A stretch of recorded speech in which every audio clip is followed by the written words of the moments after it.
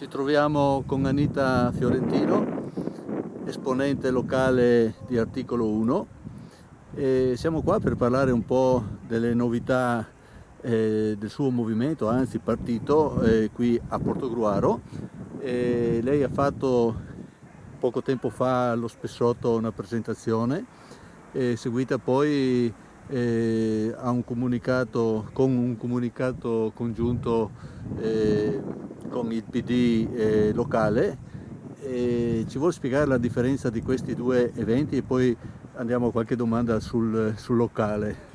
Ok, buonasera, grazie per questa intervista. Allora, la mia è stata un'assemblea congressuale e come ha già detto lei non è più un movimento, ma è un partito con il suo statuto, e l'ho presentato con il direttivo e con il segretario qui a Portogruaro, perché adesso chiaramente il nostro è abbiamo fatto diciamo un segretario del Veneto Orientale, quindi con Articolo 1 di tutto il Veneto Orientale, insomma. Vogliamo anche dire il nome? Sì, Mirko Bortolusso è il nostro segretario, rappresentante, e quindi votato dalle sezioni del Veneto Orientale, e quindi con lui è stato eletto tutto il direttivo, di cui io ne faccio parte, con delega per le elezioni, per il tesseramento e per la scuola. E questo per dire che c'è grande fervore e si stanno avvicinando poi le amministrative che saranno il prossimo anno. Torniamo ad Articolo 1 e a quel incontro che avete fatto con il PD locale, col segretario locale Roberto Zanin, però qualche giorno fa sulla stampa si è letto di una fusione storica, fra virgolette, dei due circoli di San Donà e di Portogruaro. Insomma, hanno fatto il PD del Veneto Orientale con un unico segretario, Enrico Franchin, che è un giovane di 27 anni, che è anche consigliere comunale a Noventa. E questo è successivo al vostro incontro. Certo. Andrà a cambiare qualcosa? L'hanno aggiornata su questo? È una cosa che ha preso anche lei dai giornali? No, diciamo che io, va bene, avevo sentito i giornali, ma mi sono sentita anche con il segretario attuale di sezione di Portogruaro, che resta comunque Roberto Zanin. Anche loro hanno fatto quindi la fusione tra San Donà e Portogruaro. Per quanto riguarda quelli che sono gli argomenti generali, perché sappiamo bene che un sindaco risponde ai propri cittadini e sicuramente non a un partito, quindi comunque il PD resta un partito, come dicevo prima, e di conseguenza quindi su temi molto importanti come la viabilità, le infrastrutture, l'ospedale, insomma quelli che sono i temi forti, è bene che ci sia una linea unica, ma così come funziona anche nel mio partito, è così che sarà. Sì, io qua avrei insomma qualche domanda da fare, però è giusto che le faccia al PD, in quanto lei è Articolo 1. Certo. Abbiamo accennato perché visto che c'era stato questo... E quindi sì, ecco, e rispondo anche alla sua domanda, Battiston. E per quanto riguarda l'incontro che abbiamo fatto con il PD, e quindi anche cioè con il segretario del PD e con alcuni esponenti del direttivo del PD di Portogruaro, con il mio segretario Mirko Bortolusso, le cose non cambiano solo perché adesso è diventato insomma un unico segretario di sezione, e la linea è quella, il centro-sinistra andrà unito a Portogruaro, stiamo lavorando tutti i giorni, stiamo incontrando comitati e movimenti politici del centro-sinistra. Scusi se faccio una domanda da curioso, ma insomma neanche tanto da curioso. C'era anche Marco Terenzi? No, Marco Terenzi non c'era, ma per impegni, anche lui fa parte... No, le faccio questa domanda Sì. perché lei è un incontro dei consiglieri del centro-sinistra più avanti insieme alla volta, era stata un po' critica sul loro operato in consiglio comunale, e visto che è capitanato da Marco Terenzi, insomma lei magari qualche attrito, a parte che la critica politica ci sta, sempre critica costruttiva, magari poteva averlo. Faccio questa premessa anche per dire Terenzi sarà il candidato per il centro-sinistra del prossimo anno, visto che lei comunque sta lavorando, mi sembra, anche per una coalizione per presentarsi per il centro-sinistra per il prossimo anno. Allora, io con Marco Terenzi ho un ottimo rapporto. Come ha già detto lei, la critica politica ci sta, non ho mai fatto mistero di questo e come ha ribadito lei in quell'incontro, la botte, io sono stata molto chiara, quindi non ci sono attriti nei confronti, né io nei confronti di Terenzi né Terenzi nei miei confronti, quindi detto questo Marco Terenzi ha detto che non si candida, quindi su questo insomma è chiaro, è venuto già su organi di stampa, una voce fondata, insomma. È fondatissima. Per quanto riguarda invece la figura del candidato sindaco e in realtà quello che abbiamo fatto quella sera dell'incontro con il PD è esattamente per stilare un profilo del candidato sindaco, chiaramente E le sarà linee tutto guida per arrivare poi là. arrivare, poi sì, ci sono già dei requisiti che la figura di un sindaco deve avere e che quindi deve incarnare tutte le forze del centro-sinistra e non il PD, anche se sappiamo che comunque il PD sarà il partito che raccoglierà più voti perché il partito più grosso e più antico, no, della città, ma resta il fatto che comunque, come ho già detto nella mia assemblea e quindi anche nella mia relazione nel congresso lì da Spessotto, nessuno deve mettere il cappello. Questo me lo hanno confermato sia quella sera in assemblea Antonio Bertoncello che il segretario, che quella sera non poteva essere presente in quanto giustificato perché lavorava, me lo hanno riconfermato che nessuno metterà il cappello e che tutti insieme decideremo veramente il miglior candidato del centro-sinistra con un unico obiettivo, quello di riprenderci il comune, perché sinceramente penso che anche la cittadinanza è un po' stanca di vedere quello che è accaduto in questi anni e quello che stiamo ancora vivendo. Insomma, c'è molto fermento, movimento, si stanno coordinando un po' le cose, questo comunque un po' su tutti i partiti. So che ieri sera c'è stato un incontro di Forza Italia, giusto per nominare qualcuno, ma c'è stato poi un incontro pubblico anche dei Fratelli d'Italia sempre ieri, che andrò poi a sentire i loro rappresentanti perché ho intenzione di riprendere, insomma, a seguire la politica locale, visto che ci avviciniamo alle elezioni, e ho voluto iniziare da lei. Qua abbiamo come fondo una bella imbarcazione, siamo sul fiume Lemene, il quartiere è quello di Sant'Agnese, che è il suo quartiere dove lei ci vive e dove anche, l'ho presa alla larga, ogni tanto subisse anche qualche angheria, diciamo, perché lei è stata vittima di una piccola persecuzione che l'ha costretta a rivolgersi ai carabinieri e andare, insomma, da un legale per farsi rappresentare. Esiste ancora questo tipo di attacchi a chi fa politica?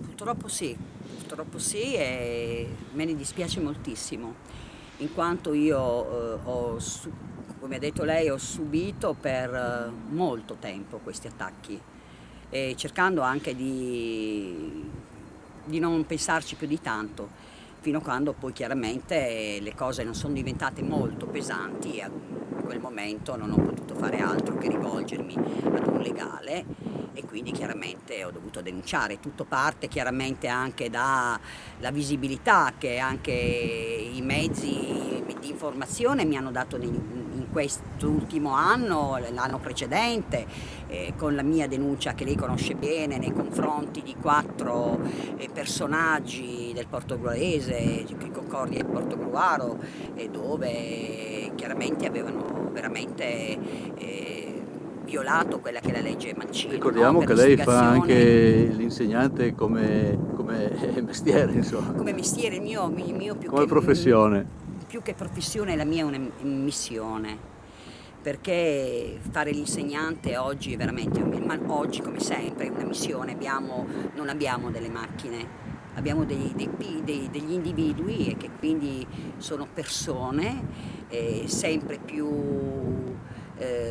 comunque comunque difficili da seguire in una società che va cambiando di giorno in giorno, e di anno in anno e di giorno in giorno, quindi molto difficile. Quello Quindi dei io la social. ritengo più che altro una missione, come ad esempio ritengo la politica per me la passione. Ecco, io ho passione per la politica, la faccio con il cuore e con la testa, e quindi voglio dire, ritrovarmi in un contesto come un social, come Facebook, dove leggi delle cose veramente che fanno rabbrividire ogni persona che ha un po' di cervello, perché voglio dire, se uno legge così tanto per leggere, perché sappiamo che ci sono anche gli analfabeti funzionali che non riescono neanche a capire ciò che leggono, quando lessi quei commenti veramente assurdi, l'unica alternativa che ebbi era chiaramente andare dalla polizia postale, dico bene, e denunciare il fatto, e che poi chiaramente sono stati condannati. Allora, senza quell'episodio là e quello recente, siccome c'era stato un pre-articolo qualche tempo fa sulla Stampa, diciamo senza andare nel dettaglio che lei comunque è stata diffamata via telefono, insomma, e quando si va poi a prendere anche questioni familiari diventa ancora più brutto. E chiudiamo anche questa parentesi, che però è un problema a tutto tondo, che la politica dovrà interessarsi Certo. su questo odio. Non saprei poi come definirlo meglio, che c'è, ma dappertutto sui social. Ma guardi, non andiamo troppo lontani.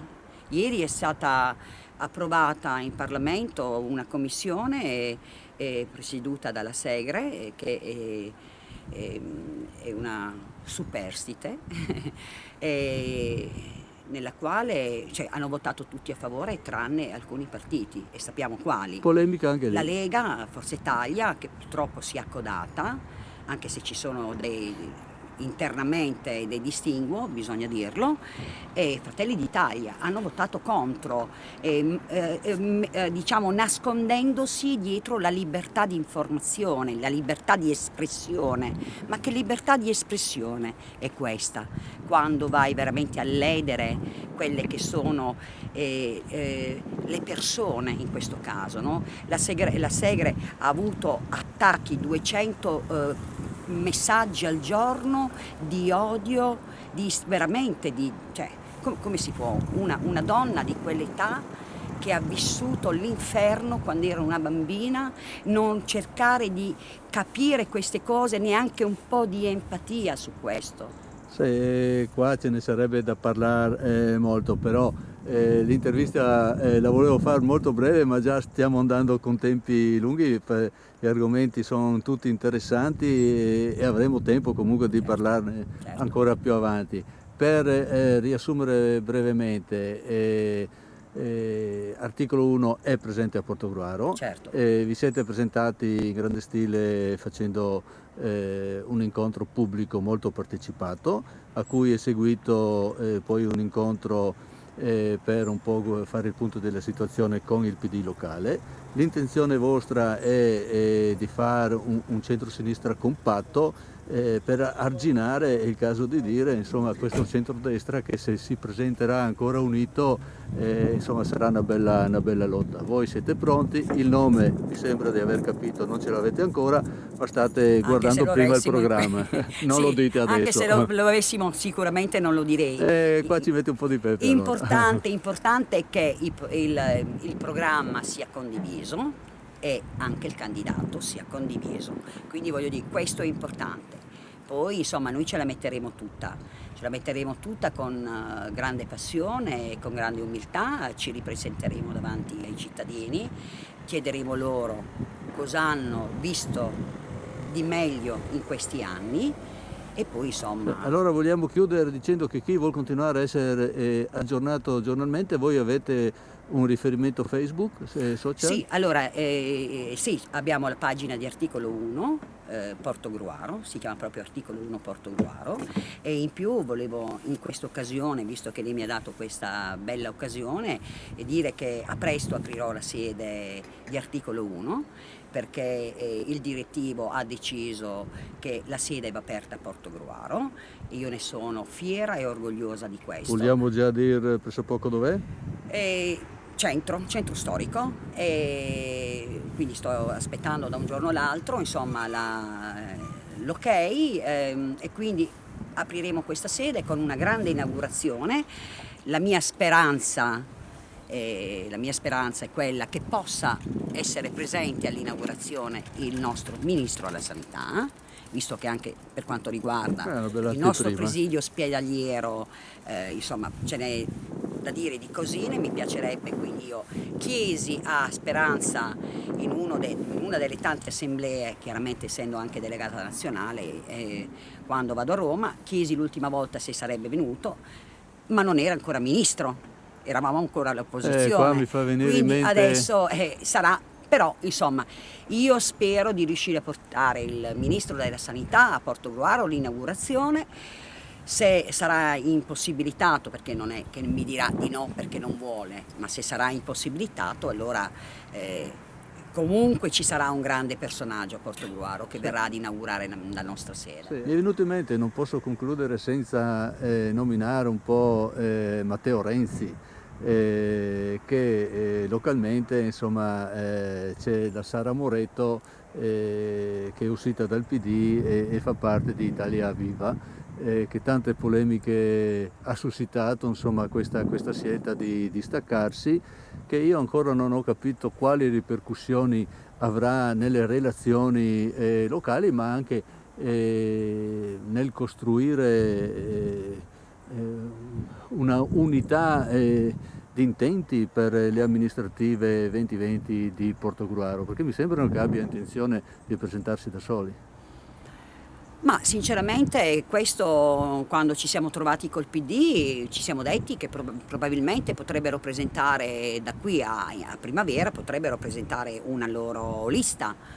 E non vedo il perché dovrebbero essere da soli, nel senso che comunque anche a livello nazionale anche lo stesso Matteo Renzi ha detto di fare alleanze con il centro-sinistra, quindi voglio dire non vedo voglio dire, differenze in questo caso, cioè voglio dire, se dovesse esserci io credo che chiederanno di fare un'alleanza con noi, insomma un'alleanza strutturale e non un apparentamento alla fine, perché sennò sarebbe veramente ridicolo, no? Quindi, I suoi rapporti politici con la Sara Moretto? Io non ho rapporti politici con Sara Moretto, ma da quando lei era schierata, era una renziana di ferro, io ero una bersaniana di ferro, quindi 5 anni fa, anzi 6 anni fa, io allora coerente, perché quella sono, presi la decisione di uscire dal direttivo del PD e quindi lei ne fu molto contenta, di questo sono sicura, e quindi questi sono i nostri rapporti, cordiali nel senso buongiorno, buonasera, ciao ciao, ma più di questo insomma resta il fatto che comunque se ci dovesse essere una loro lista, perché no, si può parlare. Lei è stata certo. chiarissima, chi ascolterà le sue parole, insomma già si può fare un'idea. Io la ringrazio e avremo modo di risentirci più avanti, perché sicuramente da qua alle elezioni ce ne sarà tanta di carne del fuoco e di argomenti da sviscerare. Grazie a lei, buonasera.